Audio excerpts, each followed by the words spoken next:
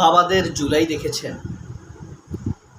জুলাইয়ের আন্দোলনটি মূলত তারুণ্যের নেতৃত্বে, তারুণ্যের অন্তর্প্রাণ উচ্ছল রক্তাক্ত হলেও এই জুলাইয়ে বাবাদের কিন্তু দারুণ সব অবদান ছিল।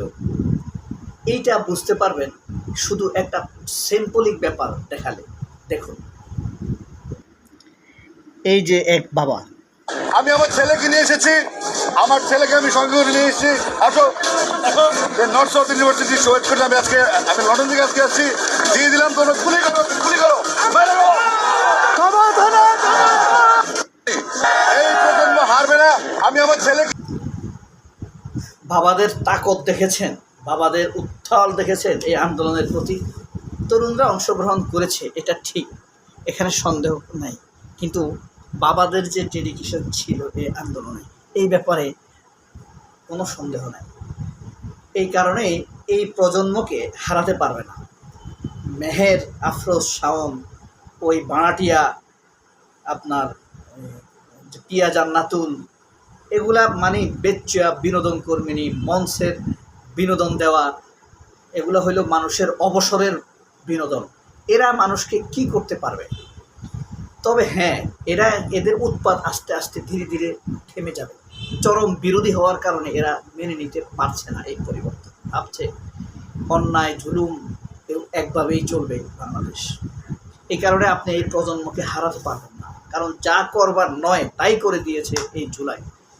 একমাত্র সন্তানকে আমি দিয়ে দিলাম, নে গুলি কর। আসিফ আকবর যেভাবে বলছে, কলিজা দেখছেন আপনি?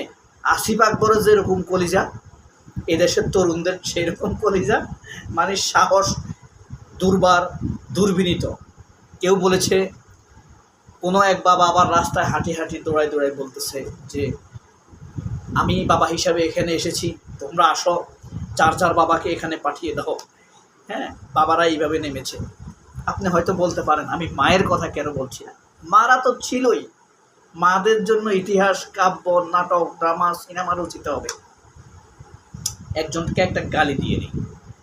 আপনি এই যে রায়হান রাফি আছে না, তাকে আগেই গালি দিয়ে রাখলাম, আপনারা আমাকে খারাপ বলেন আর যাই করেন। এই সুরের বাচ্চা আস্ত ডিরেক্ট একটা ফ্যাসিস্ট আওয়ামী লীগ। তার সিনেমা যদি আপনি দেখেন, যেমন সর্বশেষ সে যে দম সিনেমা করছে, সরি এর আগে শাকিব খানকে নিয়ে এসে কি সিনেমাটা করছিল, দরদ নাকি না, এই সিনেমাতে নাম ভুল হইতে পারে, সে 90-এর নির্বাচনকে প্রশ্নবিদ্ধ করেছে। এই কুত্তার বাচ্চাই একসময় জুলাইকে বিতর্কিত করে সিনেমা বানাবে, কিন্তু জুলাই নিয়ে সিনেমা বানাবে না। ওকে আমরা পিটা দিব, কাঁচের বোতলে পেপসি খাওয়াবো তাকে আমরা, একদম। তো এরকম ছিল জুলাই। আবার কোনো এক বাবা বলছে এই যে 50,000 টাকা নিয়ে এসেছি, আরও বাসায় 2 লাখ লিখে এসেছে, আমার মেয়ের জন্য, মেয়ে আন্দোলন করবে, মেয়ের আন্দোলনের খরচ আছে না। আপনি বুঝতে পারছেন? আমি স্টাইলে বললাম ঠিক এইভাবে, আরে মেয়ের আন্দোলনের খরচ আছে না। আরেক বাবার কথা জানেন? তুমিটা, যেই বাবা উত্তরা থেকে দৌড়ে দৌড়ে সাভার হাসপাতালে গেছে, গিয়ে দেখেন বাবা মারা গেছে। জুলাইয়ের বাবাদের ইতিহাস। তারপরে দেখেন কেউ বলতেছে আমার মেয়ের জন্য আমি 2 লক্ষ টাকা রেডি রেখেছি, মেয়ের আন্দোলনের খরচ। বুঝতে পারছেন? এই যে দেখেন, মেয়ে আন্দোলনে যাচ্ছে, এই মেয়ের কথাই বলছি, রিম্পি। সে যখন আন্দোলনে যায়, বাবা তখন ঘরে খুঁজে পাচ্ছিল না। বাবা বুঝে ফেলেছে মেয়ে আন্দোলনে গেছে, পকেটে 50,000 টাকা নিয়ে সোজা মেয়ের খোঁজে চলে এসেছে, আর বলেছে বাসায় আরও 2 লাখ রেখে এসেছি। এই যে দেখেন এক বাপ।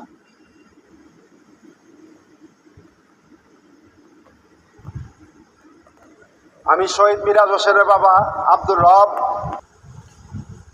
বাবাদের তিতিক্ষার কথা কম লেখা হয়, মায়েদের কথা লেখা হয়। এই কারণে আমি তো আর সিনেমা বানাতে পারবো না বাবাদের জন্য, বাবাদের ত্যাগ তিতিক্ষার কথা বলে। এই কারণে আমি সামান্য ছোট্ট একটা ভিডিও বানালাম। এইটা আমার আসল সাধ্য এতটুকুই। আর বাবাদের কথা না শুনে আবার চলে এসেছে কিরকম ছেলেরা, সেটা দেখছেন? এই যে দেখেন, আমার বাপ বলছে আমার দায়িত্ব দিবেন, আমার বাপ তো একজন প্রশাসনিক কর্মকর্তা, তাও আমি চলে আসছি, তার কথা আমি শুনি নাই। আমার জাস্টিস দরকার। এদিকে লালাই ছাত্রলীগ, ও সুন্দর আমার ভাইরা যে মরছে না, আমি সেটা জাস্টিস পাওয়ার জন্য আসছি। বাবার কথা শুনে নাই, চলে আসছে। কেন? আমার বাইরা মরে গেছে, ভাইদের জন্য জাস্টিস দরকার, চলে এসেছি। সেই বাবার কথা ভাবেন তো, বাবা নিজেই বাবা নিষেধ করছে এই বাবুটাকে, তার কথা ভাবেন তো। আর আমি যে আন্দোলনে গেছি, না বলেছি আমার বাবা নাই, মাকেও বলি নাই, পরেও বলি নাই, এখন পর্যন্ত বলি নাই। আর শুধু আমি আমার মেয়েকে বলতাম, আমার মেয়ে স্লোগান দিছে, আমার মেয়েটাকে আল্লাহ নিয়ে গেছে, আমার মেয়ে স্লোগান দিছে, 5 বছর 5.5 বছরের মেয়ে, আল্লাহ তাকে কবুল করুক, তা আমার মেয়েটার জন্য দোয়া করবেন। এই হলো বাবাদের অবস্থা। এই যে আরেক অগ্নিকন্যাকে দেখেন, বাবাকে কি বলে এসেছে শুনেন। তো বাবাকে বলে আসছি, আজকে যদি মরে যাই আমার লাশটা যেন রাস্তা থেকে কেউ না তোলে। আমার ছাত্রদল যখন বিজয় উল্লাস নিয়ে বের হবে, আমাকেও তখন যেন বিজয় ঘোষণা করে আমার লাশটা তারা দাফন করে। বাবাকে বলে আসছে, আমি যদি মরে যাই আমার লাশ যেন না তোলে, দাফন না করা হয়, বিজয়ের পরে যেন আমার লাশ দাফন করা হয়। এ তো দেখি খোমেনির প্রতিধ্বনি। খোমেনির এই যে বিজয়ের পরে ইরানের নেতা আয়াতুল্লাহ রুহুল্লাহ খোমেনি রাহিমুল্লাহ রহমতুল্লাহ আলাই, তার শেষকৃত্য অনুষ্ঠিত হতে যাচ্ছে। আমাদের স্পিকার সহ হানজালা এমপি, আমাদের নাসিরউদ্দিন পাটোয়ারি সহ অনেকেই গেছেন। দেখছেন তার ত্যাগ, তিনি কিন্তু পালান নাই, শহীদ হয়েছেন, দাফন হয় নাই, এখন দাফন হচ্ছে। মানে বীরদের আচরণ দেখছেন। এই মেয়েকে আপনি বীর বলবেন না? সানজিদা মনে আছে? সামনে স্বাধীনতা, পিছনে পুলিশ, পিছনে যাওয়ার প্রশ্নই আসে না। মনে আছে সানজিদার কথা? আমার মনে আছে। সানজিদাকে যদি এক নজর না দেখেন কিভাবে হয় বলেন?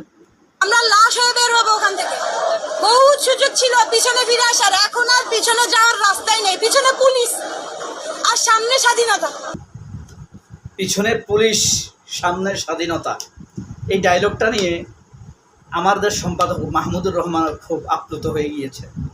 কি ভাষা, কি উচ্চারণ, বুঝতে পারছেন?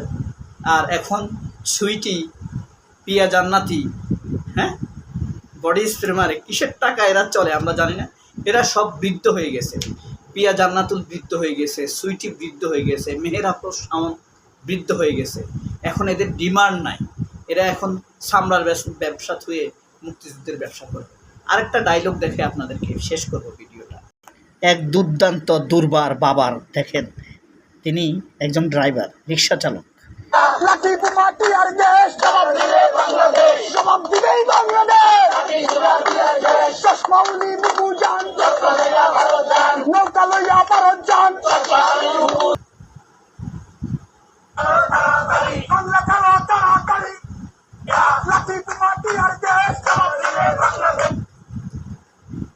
এই উত্তাল বাংলাদেশকে অবমাননা, অবদমিত যারা করতে চায়, তাদের না আছে গণতন্ত্রের প্রতি সম্মান, মানুষের জীবনের প্রতি ভালোবাসা, না আছে শিশুদের প্রতি দরদ, না আছে তরুণদের প্রতি আকুতি, ভবিষ্যতের প্রতি না আছে সুন্দর কোনো আলোকিত দিশারি। এরা সবাই ফ্যাসিস্ট। আব্দুল তুষার বলেন, যারা জুলাইকে ন্যূনতম ছোট করতে চায়, সে বন্য পান্না বলেন, মাসুদ কামাল বলেন, যেই বলেন না কেন, সোমা বলেন আর টোমা বলেন, এরা জুলাইয়ের ঢেউয়ের সাথে সব ভেসে যাবে। বলে দিলাম, সব ভেসে যাবে। এরা বুঝেই নাই এখনও আরও কি হতে পারে। সবাই অনেক ভালো থাকবেন। আল্লাহ হাফেজ। আসসালামু আলাইকুম।